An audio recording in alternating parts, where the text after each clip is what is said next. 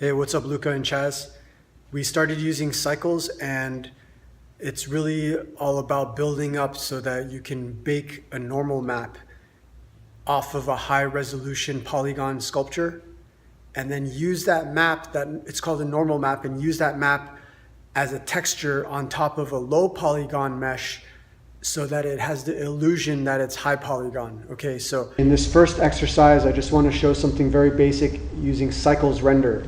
We'll be using a keyboard command of Shift-Z, and what that does is it gives us a rendered view.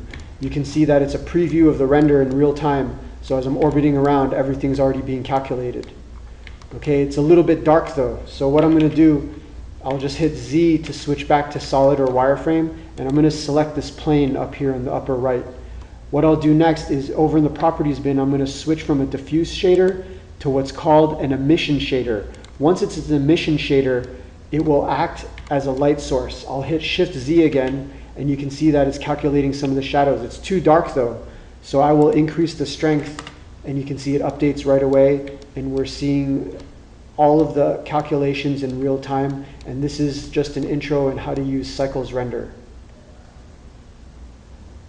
Okay, this is the second exercise to get you familiarized with cycles render, and you can see that I've got a node graph open.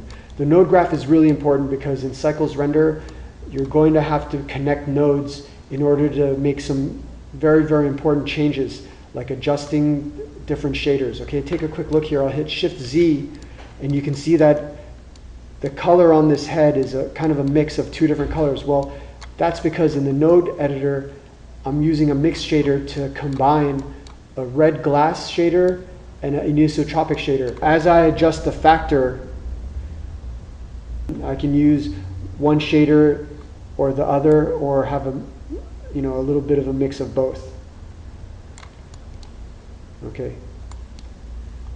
And another thing we can do here is hold Control, and you can slice right through to break connections. What I'm going to do is duplicate with Shift-D and make another mix shader.